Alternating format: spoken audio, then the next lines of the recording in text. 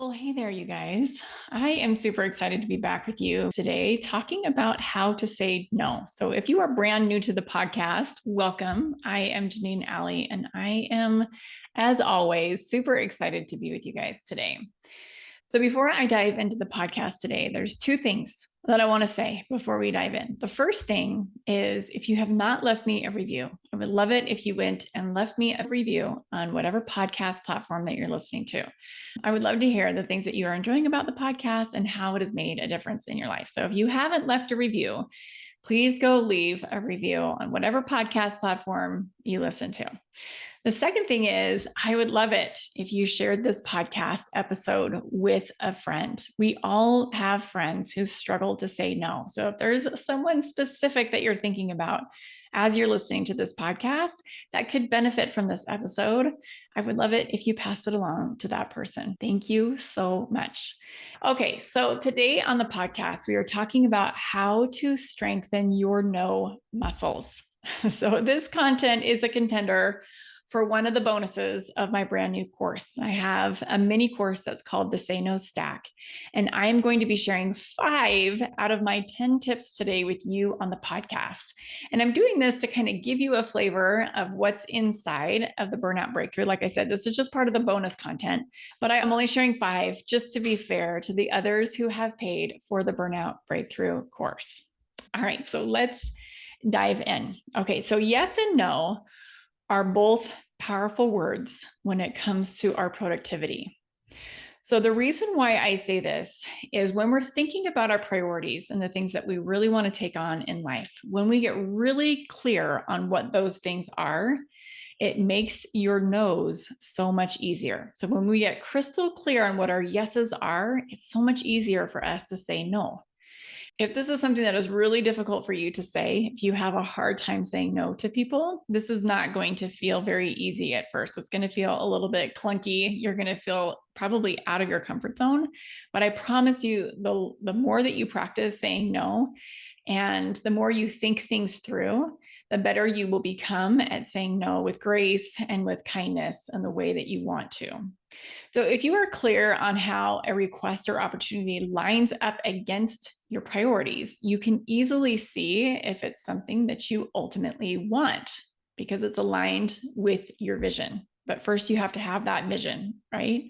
Otherwise, it feels kind of willy-nilly and we're all over the place and we end up taking on too many things, which of course contributes to our stress and ultimately leads to us getting burnt out.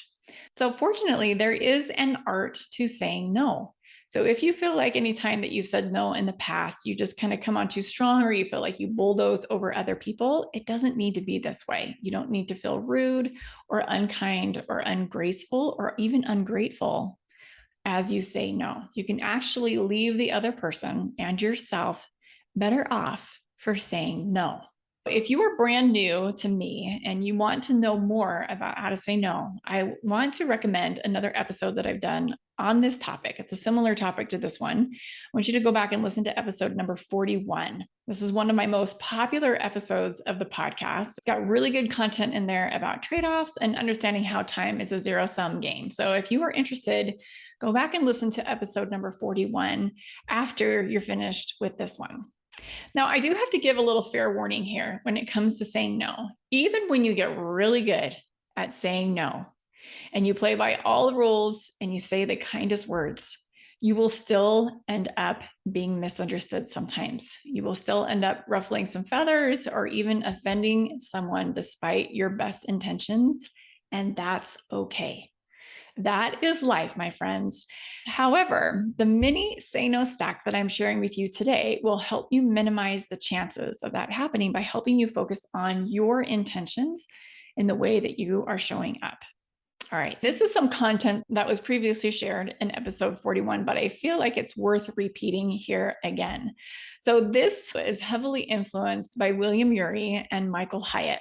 And like I said, I just feel like this is worth mentioning again because this resonated so strongly with me before. As some of you are aware, I am a recovering people pleaser, and I still feel like I have a tendency to do this from time to time, but I have gotten way better at saying no, and particularly what not to do. So, again, this really resonated with me, and this is why I am sharing this with you again.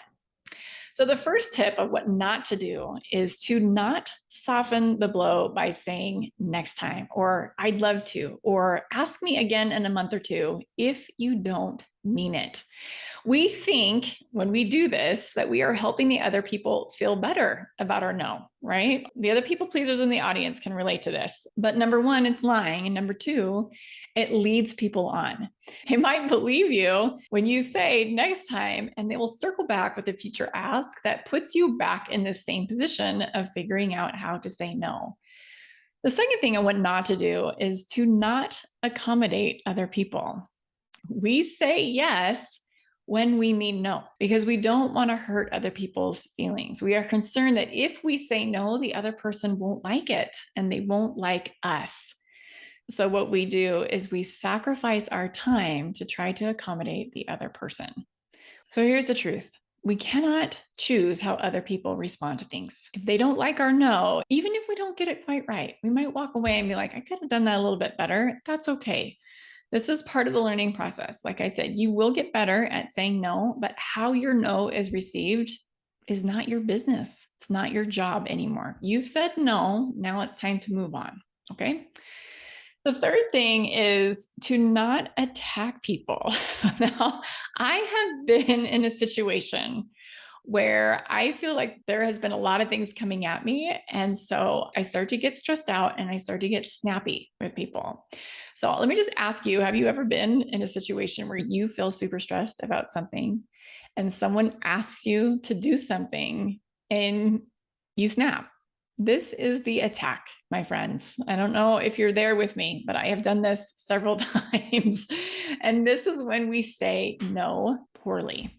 It's like all of our stress comes bubbling out and we react. We do this because we feel like our interests and our time are at risk of being taken away.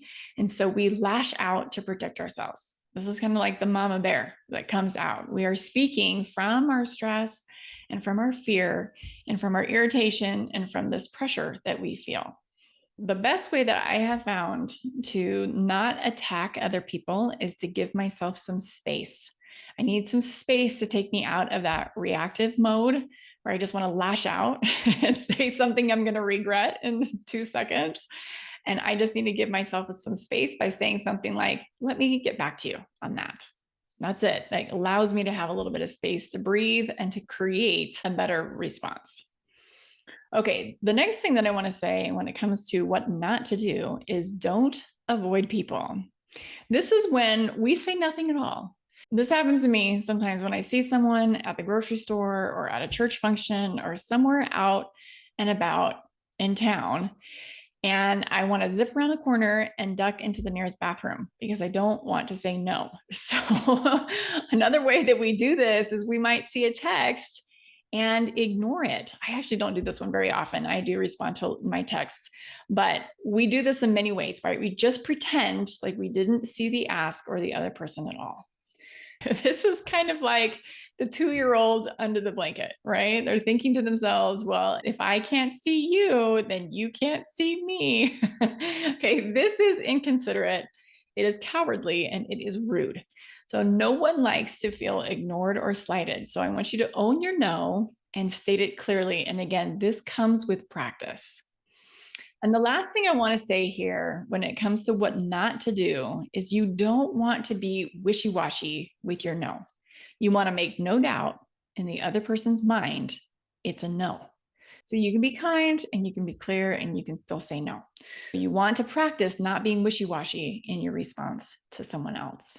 Okay, the first way that I recommend as far as how to say no is what I call the say no sandwich. So this response works because you're almost always creating win-win for everyone without sacrificing either the relationship by saying no poorly or your priorities, the things that you really want from your life. And let's be honest, we don't really want someone working on a project for us who said yes out of feelings of obligation. Okay, whether it's a project or an event or something, whatever it is our ask is, we don't want someone doing it because they feel like they should. Okay, this usually leads to feelings of resentment or mediocre performance at best, or being stretched so thin that they end up not doing well or even getting sick.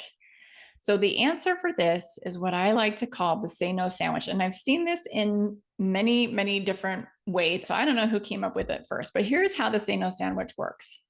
First, we say yes. We say yes to ourselves and protecting what's important to us. At the same time, we also want to affirm the other person with a kind remark. So you can say something like, "Thank you so much for asking me to work with you," or "This project sounds like an amazing opportunity. I feel really honored to be asked to join you." And then you say no. So, like I said, wishy-washiness is out. You need to be matter of fact and kind in your no. Don't leave any wiggle room or ambiguity, which opens the door for them to come back with a different version of the same proposal later on. So you want to make it really clear. Unfortunately, I'm unable to take anything else on at the moment. And then lastly, you say yes again. You want to leave the conversation with another kind remark or affirmation of your relationship with them. You don't want them to take your no personally. So you can say something like, "I wish you the best of luck as you move forward. Keep me posted with how things progress." Again, you only want to add this last part in if you honestly want updates on how things are progressing, right? So the thing is again, you can't control how someone else is going to feel. You can do your best here with the say no sandwich. But again, even if you're not trying to make it personal for them, it doesn't necessarily mean that they won't take it personally. That is up to them. But this is one of the ways that I have found is really effective when it comes to saying no. All right. So the say no sandwich is something that I use all of the time. I think my second runner up as far as how to say no is this one right here. And this is to let my calendar say no for me. So this strategy works really well if you are brand new to saying no, or your default response from the past has always been to say yes. Somebody asks you to do something and you're like, "Yeah, 100%, I'm totally in." Okay, this gives you, like I said, a little bit of cushion, a little bit of space between the ask and your response to let you craft a really clear and kind response. So when someone approaches me with an ask, I can say something like, "Hey, I'm not sure. Let me check my calendar." And this, like I said, creates a little bit of distance between you and the ask.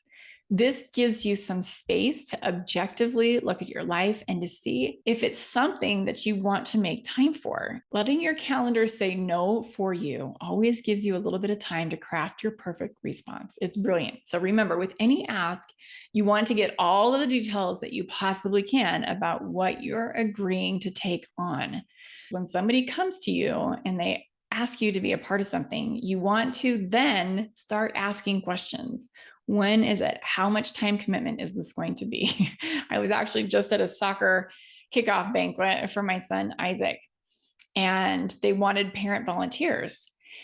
And so these are the questions I was asking. How much time does it take during the week? What are you asking us to do? What are the tasks that you want divided up? How many helpers do we have altogether? All of these things are really good things to know before you can commit.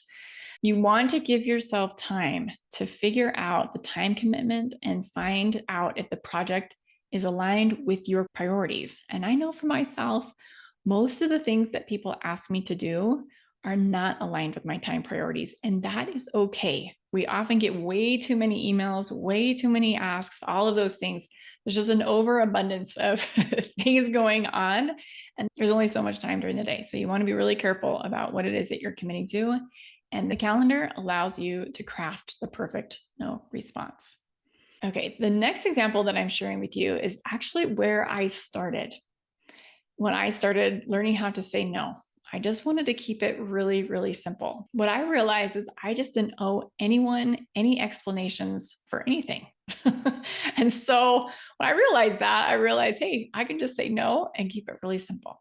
Okay, so there are plenty of places where a simple no statement is sufficient, but I feel like these work best when declining food. So if you know my story, you know that I started off in the health and fitness space, particularly with nutrition coaching and those kinds of things. I cannot tell you the number of people, myself included, who have shared that they have often eaten something that they knew wasn't good for them because of social pressure. So here's the truth about this. When it comes to your health, no one is going to stick up for you but you. And it's the same with your calendar. When it comes to your calendar, no one is going to defend the time on your calendar like you can, because you're the only one who knows the intricate details of your day to day. Not even your spouse, not even your kids are going to know what it is that you're doing with your time during the day. Getting comfortable saying a simple no, whether it's with food or with time or whatever it is, will serve you well for the rest of your life. So, for example, if someone passes around a plate of cookies, this is actually something that happened to me last night, the easiest answer is no thanks, or I'll pass this time, thank you. You don't owe anyone an explanation. Like I said, you can keep it short and simple, and you can feel totally good about your answer. Just smile, be super kind, and then move on. That's it. Okay, the fourth example that I'm going to share is what I call acknowledging the trade-off. So anytime we say yes to something, you want to be crystal clear on what you're saying no to at the same time, because your time is at stake, right? If you're giving it to something else, what are you not going to use that time for that you otherwise would have if you hadn't made that commitment? So this might require some thinking time to really recognize what you'd be giving up. Maybe it's time with family. Maybe it's downtime or exercise time, time for a specific project that you've wanted to do for so long. And because this has been your knee-jerk response in the past to say yes to helping somebody out, it doesn't mean this behavior has to be the norm moving forward into the future. So here's a way that you can state this in your no. Thank you so much for considering me. However, I have another commitment at that time. Yes, even if your commitment is your treasured and much needed downtime, that reason is valid. Let me say it again. Thank you so much for considering me. However, I have another commitment at that time. Yeah, I'm going to be taking a bath and reading my book. And yes, that's what I'm doing. They don't need to know, or maybe you want to share, but either way, it's valid. Here's another way that you can say this. I have other commitments that need my attention right now, and I'm unable to participate.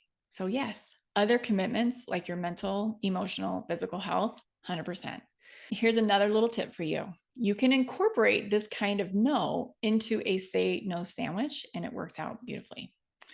All right. Okay. The last thing that I want to talk about here is the right way to graciously bow out of current commitments. I know some of you right now have overcommitted. From time to time, we all get in a little over our heads. So if you've overcommitted and something unexpected has come up, you want to be honest and gracious, not only with yourself, but with the person that you've committed to. One thing I want to say up front is I am not a fan of bailing on commitments. If you know me, you know I highly value showing up for the things that I have committed to. When we say no after we've committed to something, we are leaving someone high and dry. So unless I'm in dire straits, like an unexpected health concern has come up, or my husband was just tasked with an unexpected deployment or something like that, honoring my word is extremely important to me. And if I've overcommitted, I will see it through to the end. Sometimes it feels like to the bitter end and learn what not to do next time. But that really is the key takeaway for me. How am I not going to get myself in this kind of pickle next time? Okay, so here's how we can graciously bow out if we need to. So number one, you must take responsibility for making the commitment. Don't say something like, well, I didn't realize what I was getting myself into. This is your responsibility from the get-go, is to get all of the information that you can, ask all of the questions that you possibly can before you say yes. That is your responsibility, to ask all of those questions before committing. The second thing to do is to reiterate your willingness to honor your commitment. Like I said, you don't want to leave someone high and dry if they are depending on you. I have been in that situation, and let me just tell you, it sucks. When people bail on you, I'm sure you've had this happen to you as well. It is no fun. The third thing here is you want to explain that honoring your commitment is not the best outcome for either of you. So by taking this extra thing on, you're going to be spread too thin, and you might not be able to make the cut or reach the expectations of what was originally laid out for you, just because of a time crunch or because of other ways that you have to show up in your life. So you want to communicate that to the other person. And the last thing here is you want to offer to help solve the problem with them, whether that's finding someone to take your place, either fully or partially, or extending the deadline so that you can get a little bit more time back during your week. And it might happen, you guys, that none of these options work. And if that's the case, you just need to do your best and see it through to the end. That is something I firmly believe. So please don't leave someone out to dry unless it's a family emergency or something. So the last thing that I'm going to say here is if you need help implementing this information, I would love to have you join me for the Burnout Breakthrough. The doors to the Burnout Breakthrough open next week. And there are two things that are coming up that I want you to be aware of. So there is a live masterclass that is happening with me. So you can head over to janeenalley.com/masterclass to join me live so that we can talk about some of the main mistakes that I'm seeing when it comes to women and their time. The other thing that I want to let you know is there is some really special bonus material that you want to be aware of before cart opens so that you can make a really clear choice on what it is that you are signing up for. Some of that bonus content is limited, meaning there are only so many seats. But you do want to know when the doors open so that you can snag one of these exclusive spots if you're interested in joining me for the Burnout Breakthrough. So I hate to be exclusive when it comes to content, but there is only one of me, and these opportunities have to do with working with me directly. So I want you to get on the wait list. If you are interested in the Burnout Breakthrough at all, and if you want some personal attention, get on the wait list so that you can know when those special bonuses are going live. So even if you are still on the fence about joining me for the course, just get on the wait list so that you can get the inside scoop on everything that is going on. You definitely want to be on the wait list. And the way to get on the wait list is to go to janeenalley.com/waitlist. Now, if you missed the special bonus content, not to worry, my friends. There is so much great content inside of the course that I'm so excited to share with you. There is going to be coaching sessions with me, all of the things. It's going to be amazing. So just get on the wait list at any time and join me inside of the Burnout Breakthrough. I promise you, you do not want to miss this course. It's going to be amazing. All right, you guys, I hope you have a wonderful rest of your week. Both the masterclass and the waitlist are going to be linked inside of the show notes, both on the blog and on the notes for the podcast. If you're listening on your phone to the podcast, just scroll down and you will see the links there for you to click on and to join me. All right, you guys, have a beautiful week. We'll talk to you soon. Take care. Bye.